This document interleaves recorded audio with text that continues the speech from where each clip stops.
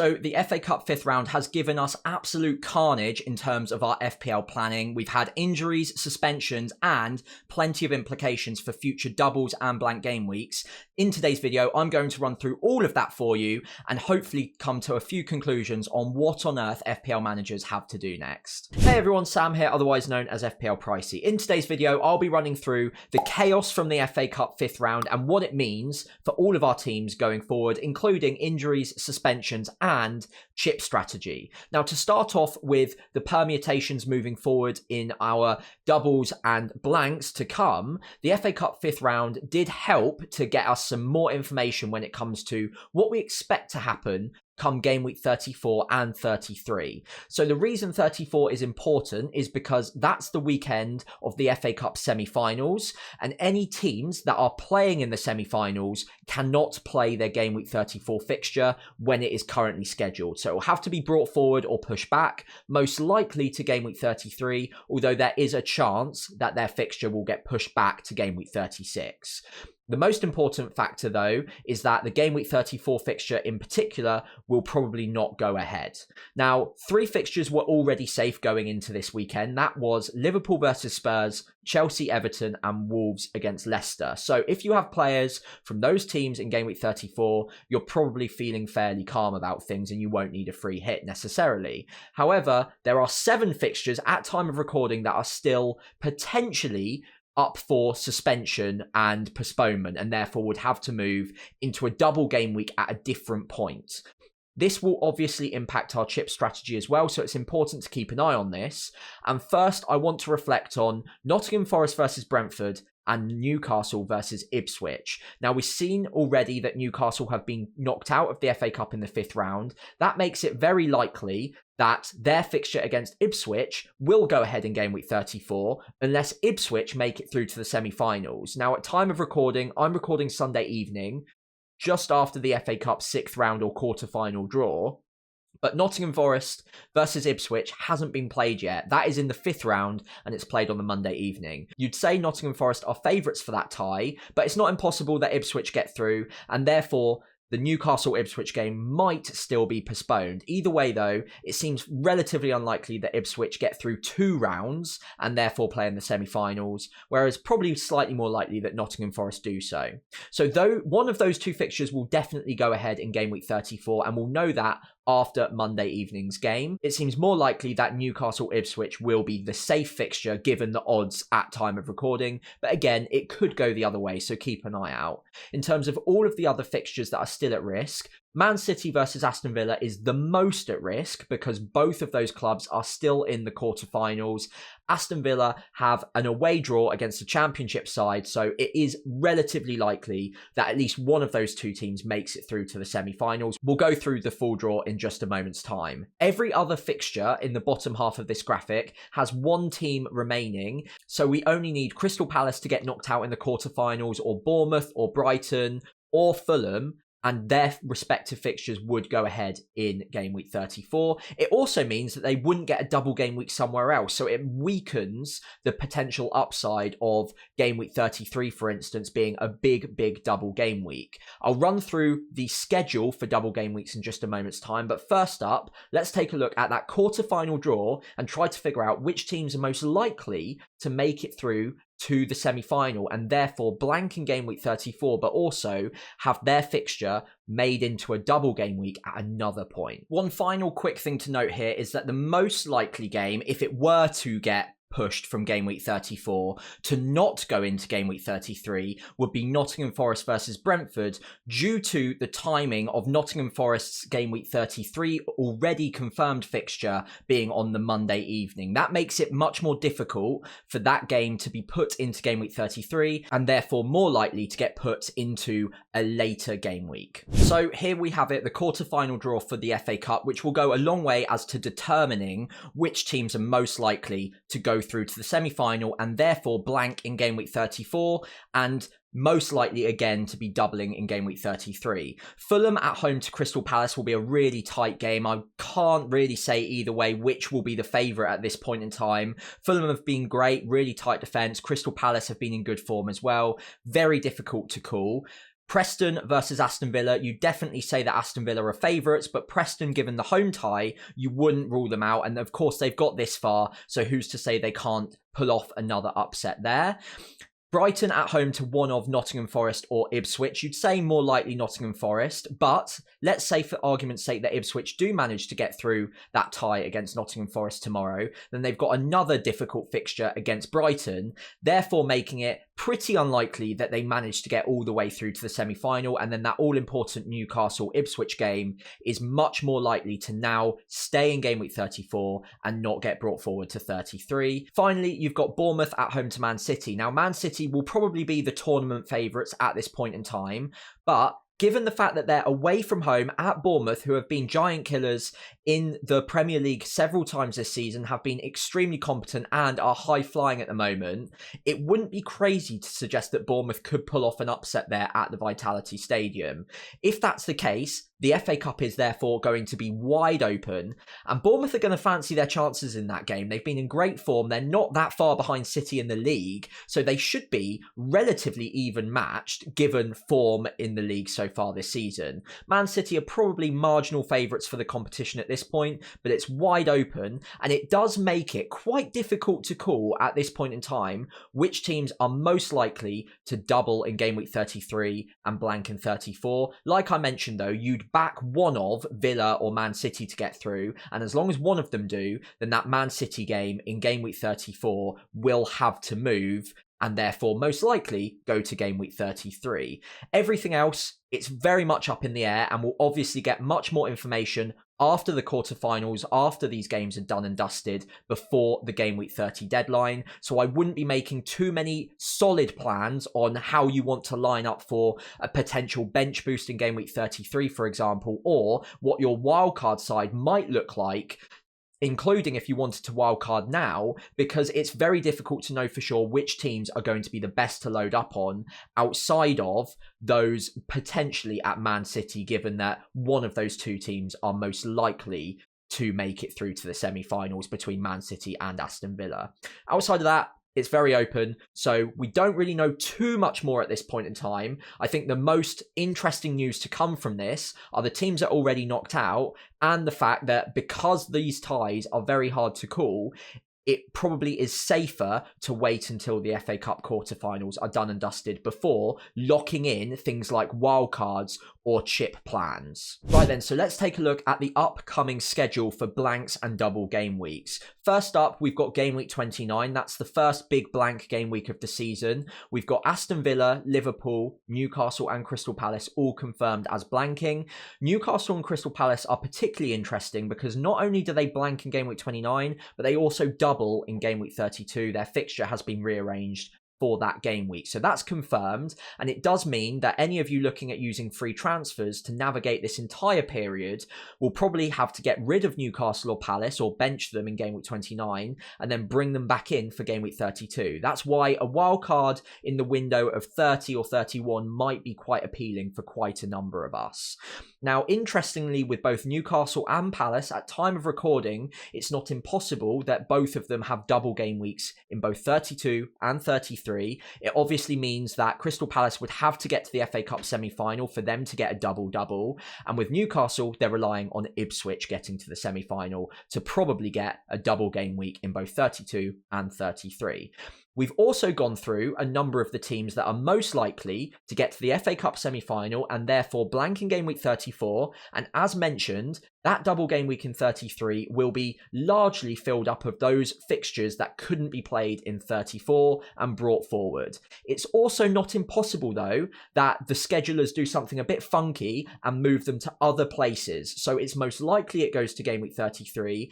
But because we don't have confirmation of that just yet, it's hard to know that for sure. Just be a little bit careful on that one. Don't put all of your eggs in one basket there, because we've already seen this season that the schedulers have thrown a few spanners in the works at times. I'll also mention here as well that we might get a double game week in 36, potentially a blank in 37, if some very unlikely things fall into place. I wouldn't necessarily be worrying too much about that at this time, but it's just, again, one to monitor for the moment. The final thing to mention here is when the quarterfinals are going to be played for the FA Cup, and therefore when we will know who is going to be blanking in game week 34 for sure, and when their fixtures might be arranged for.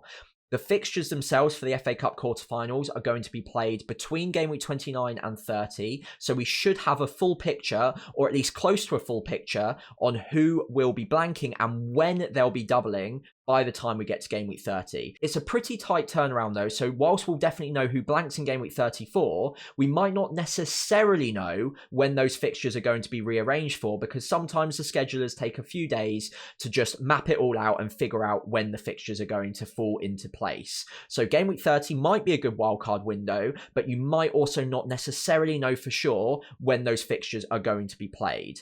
In the meantime, game week 31 looks like maybe the best time to be wildcarding for those of you on that version of the strategy, because we'll much more likely know when those fixtures that got moved from blank game week 34 get put into the calendar. So unfortunately, two of the most popular transfers in ahead of game week 28, Cunha and Mateta, both look very unlikely to be playing in game week 28 itself. Cunha will be out for quite a while longer after that violent conduct red card in the FA Cup, and Mateta looks like a pretty serious injury. Now, the most important thing here is to say that fingers crossed it's not too serious and he makes a quick and full recovery. He did actually message on Instagram after the game in the stories, basically saying that he's going to be okay. So that's always great news and much more important than any FPL transfers. But of course, this is an FPL video, so we have to talk about what we're going to do with either Cunha or Mateta in this instance. Now, the first and most obvious one is always going to be Erling Haaland. Great fixtures in game week 29 and 30, both at home to Brighton and Leicester. So if you can get there, then obviously he makes a lot of sense, but I'm not sure if this is necessarily the week to do it. If you can hold on to either Cunha or Mateta for one more week on your bench, for instance, then you might be able to do something in game week 29, selling them and upgrading them to Haaland by downgrading either Salah, who blanks, or Palmer, who has Arsenal away from home, to a cheaper midfielder, therefore releasing some funds so you can make that upgrade in game week 29. In game week 28, much less likely to be able to do so, given that they've both got exceptionally good fixtures. So Haaland might have to wait a week, and if you can put that off one more week, then I'd probably advise doing that. Now, obviously, if you needed to make the moves this week, then players around the mid-tier or budget price points are going to be much more appealing, because you can do it with one free transfer, and you don't need to necessarily take hits to get there. Now, Chris Wood is owned by the large majority of the game, but if you don't already have him, like myself, even though he's not got a great fixture against Man City, I think it does still make a lot of sense to go there 1 week early before he plays Ipswich in game week 29, and then Man United after that isn't too bad either. Chris Wood's been a machine. Even against Man City, he could return, so I don't think it's a bad pickup to just be making that swap straight to Chris Wood if you don't have him already. I know a lot of you already do. Marmoush is another alternative I quite like the look of. Yes, this week's fixture against Nottingham Forest perhaps isn't the best time to be buying him, but you don't have the same problem as Haaland where you need to release funds. You can get there a lot quicker, and it potentially saves you a transfer ahead of next week when he's got Brighton and then Leicester after that as well. So Marmoush, not as good data as Haaland, but is half the price, and you can get there with one free transfer. And importantly, you don't need to release the funds next week to do so, meaning you can go a week early and make that replacement now rather than in game week 29. So I don't mind either of those. I think my preference in the mid-tier would probably be Chris Wood if you don't have him already. And then with Marmoush, I'd actually be looking potentially at the budget options as alternatives to him. Now, I've put 4 here. You could arguably have João Pedro down as a Danny Welbeck as well, both of which look in decent nick right now. I don't particularly love the Brighton players for the fixtures that they've got in the next two. Fulham, defensively fairly solid, and then Man City in game week 29. It's probably not a good enough pairing of fixtures for me to want to actively go out and buy Brighton players. But if you've got either of them right now, then you might be happy to just hold on to them. Or for my team, for instance, I've got João Pedro on my bench for this game week. I could just play him ahead of Cunha and then make that Haaland switch for Cunha next week. Jimenez is another one that might be interesting to some. I think it would put me off a little bit that his minutes are a bit ropey. He gets 70 to 75 most weeks. He does start, but given Muniz isn't a million miles behind him and does get minutes off the bench, it wouldn't be crazy to suggest that that trend continues or Muniz gets the odd start in the next two. So with that in mind, that might put me off of Jimenez, even though he's got very good data. And my favourite two would probably be Wissa at Brentford or Beto at Everton. Now, with Wissa, I think he's got a longer track record and therefore I've got more confidence in him as a player than I do Beto. And he's obviously got the better data. 0.67 XGI per 90 is very, very strong. And the team is set up to create big chances for him. So he's been in good form recently. He was previously looking a little bit underwhelming for the actual output, but he started to come good and return at the rate that you'd expect. The only thing that might put off a few managers is if you've already got Mbeumo in the midfield, and the fixtures aren't necessarily good enough that you might want to double up on Brentford. It personally wouldn't put me off too much because they do go as a pair quite nicely, and usually if one scores, the other assists, so it's kind of double bubble if they get anything from any game. And the two fixtures aren't terrible either, it's worth noting.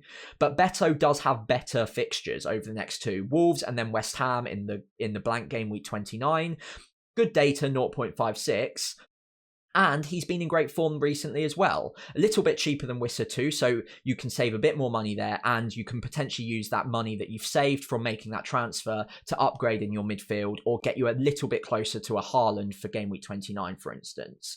If I was ordering it, I think my preference would, of course, be to wait a week if you can for Erling Haaland by downgrading Palmer, for instance. But if you can't wait a week, I think Wood if you don't have him already, and then after that, I think Wissa, then Beto would be my order of preference. Newcastle are a team that have thrown a big spanner in the works for our FPL planning over the next few game weeks. Number one, because they got knocked out of the FA Cup against Brighton on the Sunday. Now, first and foremost, that means that their game week 34 fixture against Ipswich is much more likely to go ahead in game week 34 because Newcastle are out, and now Ipswich, at time of recording, they haven't played their fifth round game against Nottingham Forest. I'm recording this on the Sunday, of course, but Ipswich now need to get through that game and then also the quarterfinal, should they get there, for that game to also get called off of 34 and get brought forward, most likely at least, to game week 33. That makes it much less likely now that Newcastle will blank in 34, but also much less likely that they'll get the double in game week 33, where they'll have a double-double. So 32, we know they're going to have that double game week, and a lot of FPL managers were banking on the idea that they'd be playing consecutive doubles. So Newcastle assets would have been really popular on a wild card. They still will be, but maybe ever so slightly less so, given that we've had a few injury doubts going into the FA Cup. We've had one more coming out of it. And of course, Anthony Gordon is now suspended for a little bit as well. So if you're looking at wildcarding around game week 31, 32, those might not be relevant by that point in time. But what would be relevant is if Newcastle don't get that double game week put into game week 33. Now they're out, that's much less likely. Let's talk about the injuries and suspensions. Now, the three players on screen, Gordon, Hall and Isak, are probably the most FPL relevant Newcastle players that we've got in our sides at the moment. First up is Anthony Gordon. He got red carded and it looks like a 3-game suspension for him, including that Carabao Cup final, which will be very frustrating for Newcastle fans and obviously the team themselves too. Now, the key thing with Gordon is he wasn't owned that heavily by the FPL player base at the moment anyway, and unless you were free hitting in game week 29, I think most of us were looking at getting rid of him anyway, because obviously Newcastle blank in game week 29 anyway.